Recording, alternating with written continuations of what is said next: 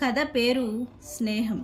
ఒక అడవిలో బంగారు రంగు కలిగిన పిల్లి ఉండేది. అదే అడవిలో తెల్లని సున్నితమైన కుందేలు ఉండేది.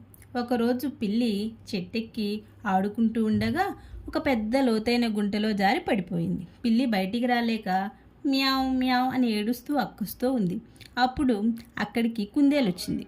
పిల్లిని చూసి వెంటనే అడిగింది, ఏమిటి పిల్లి, నీకేమైనా అయ్యిందా? పిల్లి బాధతో, కుందేలు, నేను ఈ గుంటలో పడిపోయాను, దయచేసి నాకు సహాయం చెయ్యి అంది.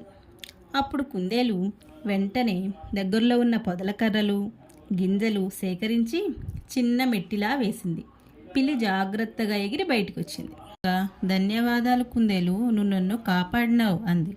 కొద్ది రోజులకి ఒకరోజు కుందేలుకు ప్రమాదం జరిగింది.